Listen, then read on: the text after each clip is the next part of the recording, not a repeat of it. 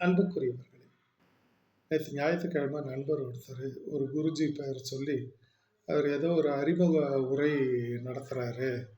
ஒரு ஆளுக்கு 249 ரூபா, வாங்க போயிட்டு வருவோம், நான் பணம் கட்டிடுறேன் அப்படின்னாரு. சரி, சண்டே சும்மா தானே இருப்போம். ஏன்னா அந்த குருஜி எனக்கு ஒரு வார பத்திரிகை கட்டுரை எழுதுறது நான் ரெகுலராக படிக்கிறேன். அதில் அறிமுகமானவர் அந்த கட்டுரை மூலமாக. சரி, போய் தான் பார்ப்போமேன்ட்டு போனாங்க. போனால் கிட்டத்தட்ட 650 பேர் பதிவு பண்ணியிருந்தாங்க ஒரு பெரிய கல்யாண மண்டபத்தில்.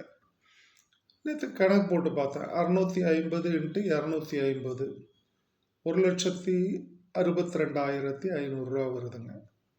இதில் 62,500 எல்லா செலவுலையும் தள்ளிடுங்க. மீதி வள்ளிசா 1,00,000 ரூபா சாமியாருக்கு லாபம். இது என்னன்னா இன்ட்ரடக்டரி ஸ்பீச்சுங்க அவர் கொடுத்தது. வர சாட்டர்டே சண்டே 2 நாளும் அவர் ஒரு பயிற்சி வகுப்பு நடத்துகிறாருங்க. நேற்று அவர் சத்தியம் பண்ணி சொல்கிறாரு, இந்த பயிற்சி வகுப்பு அட்டன் பண்ணால் உங்களுக்கு பிளட் ப்ரெஷர் போயிடும், சர்க்கரை வியாதி போயிடும் அப்படின்ட்டு ஏதோ சூடாக அடித்து சத்தியம் பண்ணுற மாதிரி பண்ணாருங்க.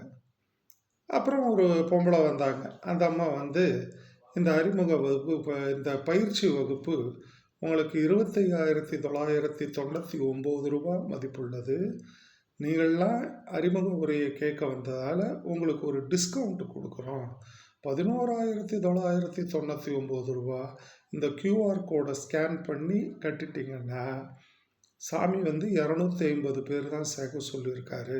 இன்னும் கொஞ்சம் தான் இடம் இருக்குது. அதாவது முன்னெல்லாம் அந்த பழைய காலத்து மார்க்கெட்டில் சாமானில் போட்டு வா வா வா வா வா போனா வராது, பொழுது போனா நிற்காது, கிடைக்காது, ஓடியா அள்ள அள்ள அள்ளுன்னு கத்துவோம் வியாபாரி. அந்த மாதிரி கொஞ்சோண்டு சீட்டு தான் இருக்குது, பதிவு பண்ணுங்க அப்படின்னாங்க. நான் ஒரு கணக்கு போட்டு பார்த்தேங்க. 250 × 12,000 11,999 கணக்கு போட்டு பார்த்தா 30 லட்சம் வருது. இதில் 10 லட்சம் ரூபா 2 நாளைக்கு சோறு போடுறதுக்கு சுண்டல் கொடுக்கறதுக்குன்னு விட்டுருங்க. மீதி 20 லட்சம் ரூபா அந்த சாமியாருக்கு மொத்த லாபம். ஒரு மாதத்துக்கு 2 பயிற்சி வகுப்பு நடத்தினா போதும் 40 லட்சம் ரூபா. ஒரே மாதத்தில் 1/2 அடி தாடி வளர்ந்துருக்கு அப்படிங்கிற காரணத்துக்காக அவருக்கு வருமானம். இவங்களுடைய சிறப்பு என்ன தெரியுங்களா? நல்லா பேசுவாங்க, அருமையாக பேசுவாங்க. இந்த பேச்சு தான் இவங்களுக்கும் அரசியல்வாதிகளுக்கும் மிகப்பெரிய மூலதனம். இப்போ இந்த கார்ப்பரேட் சாமியாருங்க, இப்போ சாமியார் அப்படின்னும் போது நிறைய வகையான சாமியார்களை நம்ம வாழ்க்கையில் சந்திக்கிறோம். நான் என்னுடைய சின்ன வயசில் ஜைன சாமியாருங்க நிறைய பேரை சந்தித்தவங்க. என்னுடைய தந்தை அவர்களுடைய ஹிந்தி ஸ்பீச்செல்லாம் தமிழில் மொழிபெயர்த்து சொல்லுவார் ஆடியன்ஸுக்கு. அதனால் துளசிஜின்னு ஒருத்தர் வருவாருங்க. அவர் எனக்கு மாணவ பருவத்தில் அவருடைய உரையை கேட்ட அனுபவம் இருக்கிறது. அந்த ஜைன சாமியார்கள் பிச்சை எடுத்து தான் சாப்பிடுவாங்க. பசிக்கும்போது ஒரு 2 வீட்டில் போய் நிற்பாங்க, அவங்க போடுறத வாங்கி சாப்பிடுவாங்க.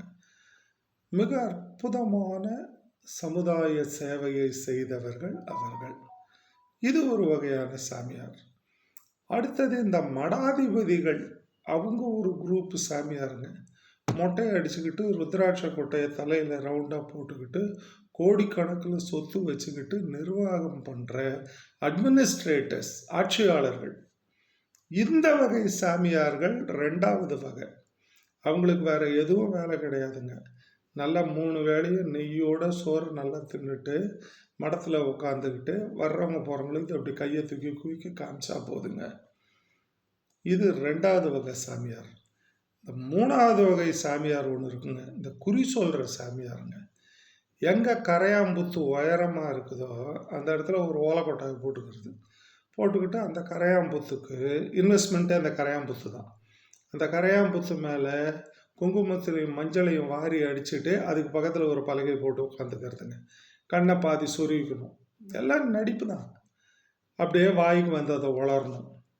குறி சொல்கிறாங்களாம். இப்படி குறி சொல்லி சொல்லி சித்தர்களாகவே மாறியவர்கள்.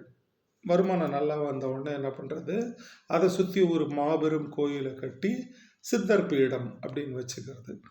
இப்படி நம்ம சுற்றி நம்முடைய அறியாமையை பயன்படுத்தி, இரண்டாவது நமக்கு ஏற்படுகின்ற பிரச்சனைகளை வருமானமாக்கி, இதன் மூலம் தங்களை கோடீஸ்வரர்களாக மாற்றிக்கொள்ளும் கார்ப்பரேட் சாமியார்கள் எவ்வளவு பேர். இந்த கார்ப்பரேட் சாமியாருங்க எடுத்துக்கிட்டிங்கன்னா எங்கெங்கேயோ வேலை செஞ்ச ஆளுங்க. ஒரு குறிப்பிட்ட பீரியடுக்கு அப்புறம் மக்கள் அவர்களுடைய பிரச்சனைகளை தீர்த்து கொள்ள ஏதாவது பேசினா காசு வரும்னு கண்டுபிடிச்சிடுறாங்க. எத்தனையோ பேருங்க. இப்போ ஒன்றும் இல்லை, கார்ப்பரேட்டில் டிப்ரெஷனில் வேலை செய்கிறான் ஒர்க்கர்ஸ் எல்லாருமே. வருமானம் கிடையாது சரியா, ஏகப்பட்ட நேரம், பணி நேரம், இதில் மன அழுத்தத்தில் இருக்கான். அப்படி மன அழுத்தத்தில் இருக்கவனுக்கு ரிலீஃப் கொடுக்கறதுக்காக இந்த மாதிரி சாமியாரங்களை கூப்பிட்டு மாதம் ஒரு தடவை ஒரு லெக்சர் கொடுத்து அவனை ஸ்ட்ரெஸ் பஸ்டர் பண்ணுறாங்களாம், அவனுடைய மன அழுத்தத்திலிருந்து விடுவிக்கிறாங்களாம். இப்படி நம்மை சுற்றி கார்ப்பரேட் சாமியார்கள். இந்த கார்ப்பரேட் சாமியார்கள் எல்லோரிடமும் நாம் கவனமாக இருக்க வேண்டும். எத்தனை லட்சம், எத்தனை கோடி நம்முடைய அறியாமையை பயன்படுத்தி.